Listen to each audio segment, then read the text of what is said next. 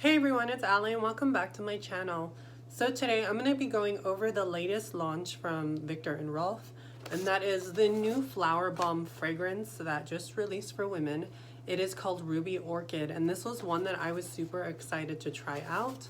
I am a fan of the original Flowerbomb. I think it's quite beautiful. It's a really gorgeous gourmand floral fragrance. It's really quite addictive.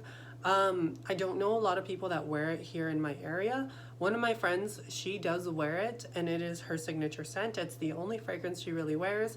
So for a long time, I avoided buying Flowerbomb just because it was her scent and I didn't want to take that from her. But honestly, it's a really good fragrance and I really do like Flowerbomb, and I was super excited for this particular flanker. When I saw that they were releasing the Ruby Orchid one, I was immediately intrigued because of the juicy peach note that this has. I was immediately like, that needs to happen. I need this fragrance in my life. I love peach and fragrance. I think it's quite delicious and just sexy. So I already knew I was gonna add it to my collection. And then when I saw that this launch was inspired by the glamour of burlesque, I was immediately like, yes, that's going to happen. Because first off, I love burlesque anything. I've always been a super big fan of Dita Von Teese growing up. I remember being in high school and looking up to her as like the epitome of just beauty. She was such a classic beauty. She was so stunning. I loved the style and the aesthetic of burlesque. I always wanted to be a burlesque dancer growing up. I know that's so weird for some people to hear, but like, I just found it so beautiful. I loved her act where she did the martini dance and she was in the martini doing the shimmy shimmy. Like, it's just gorgeous. It's an art form all in its own. Burlesque goes way back. I mean, it's just gorgeous in my opinion. And I remember being heavily influenced by burlesque growing up. So the second I saw that this was influenced by burlesque, I was like, well, that's gonna happen. So I ended up blind buying the biggest bottle. I got the 3.4 fluid ounce, and that's what we're gonna be talking about today. The packaging is your standard Viktor and Rolf packaging. You've got the Ruby Orchid on there, the box with the ingredients list on the back. When you open it up, it looks sort of like this. The fragrance sits in here. So I pull this tab up, and then the bottle looks like this. The bottle was another thing that I was super fascinated by.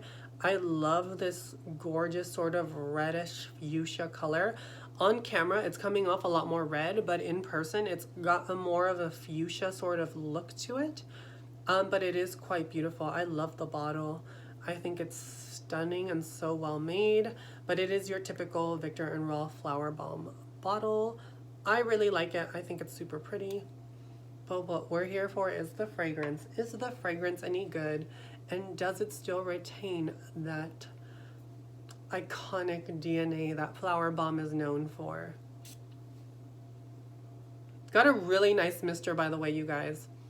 When you spray this, you immediately get hit with a floral sensation, a very, very sweet floral sensation, and that is the Ruby Flower Orchid that they added to this. Pretty sure it's like a fantasy note, but to my nose, it almost smells like a combination of gardenia, tuberose, and jasmine. Yeah, I think it's like a combination of those flowers, honestly. Because it's definitely some sort of floral. I almost get a slightly white floral, but it's very dense and it's very sweet. As this starts to settle down on the skin, you start getting that sort of juicy peach note that the fragrance is known for. This juicy peach note sort of reminds me, if I'm honest, it reminds me of Gucci Rush. But Gucci Rush isn't as good as this. Gucci Rush is a lot more synthetic. It's a lot more mossy and dense. This is a very juicy, sort of light peach, but it does have a slight mossiness to it that sort of links it to Gucci Rush in my head. Not to say that this smells exactly like Gucci Rush, but I'm saying that the peach note in this reminds me of the peach note that you find in Gucci Rush. As it sits on the skin, it's pretty linear, if I'm honest. It's very floral, it's very dense, it's juicy, it's a little fruity, And it does remind me, like I said, of Gucci Rush. If Gucci Rush had a baby with the original Flowerbomb, I feel like Flowerbomb Ruby Orchid is what you would get, because I see similarities between that.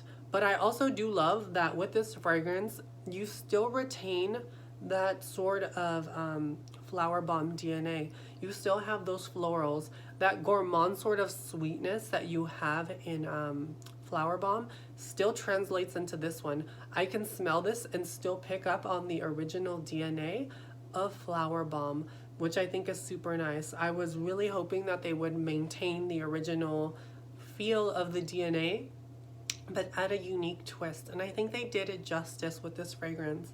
I think it's really quite beautiful.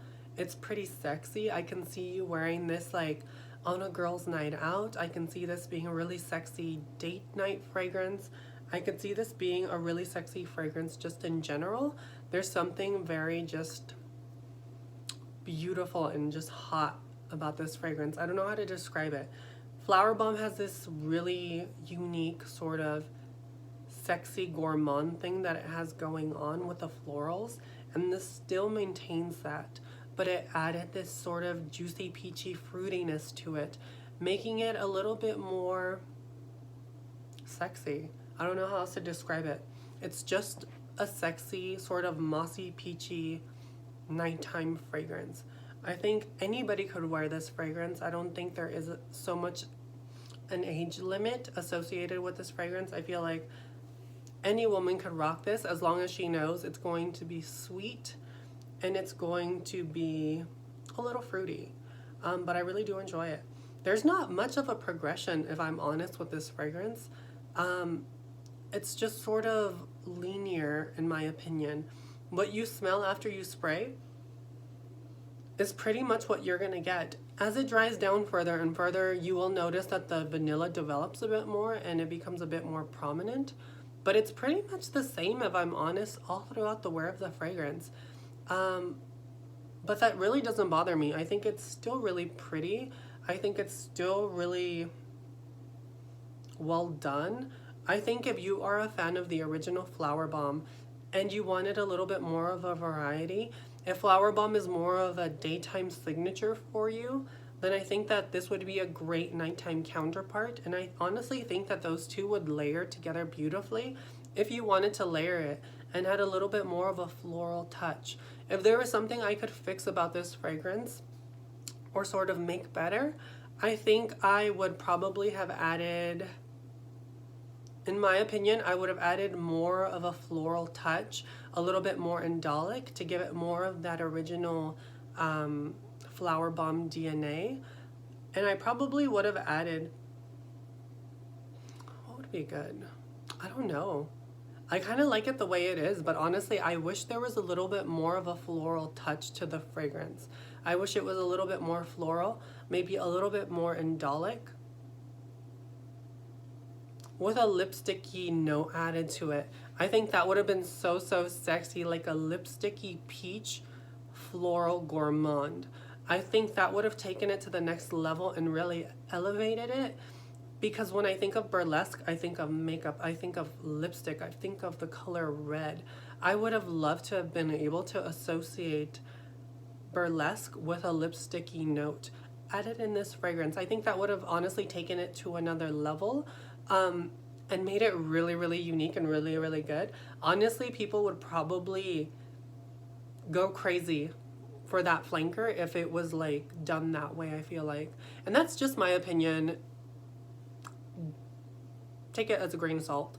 But honestly, if they would have added, in my opinion, a lipsticky note and made it sort of a juicy lipsticky peach floral gourmand fragrance that is heavily influenced by the vanilla, then I think that would have honestly elevated this and made it like a really unique signature and probably one of the best flankers of Flowerbomb to date.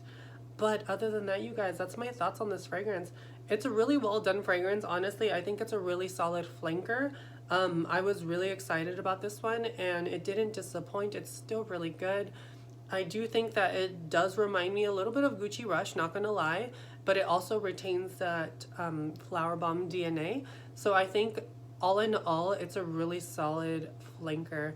And I'm really happy to have it in my collection. If anything, for that dang bottle, like, stunning. Like, I love this bottle. Like, it's just really pretty. But yeah, you guys, I hope you guys enjoyed the video. If you have any questions, I will link everything down below. You can always find me on Instagram too. I'm always there posting a bunch of random crap. Till next time, you guys, I will catch you later. Bye.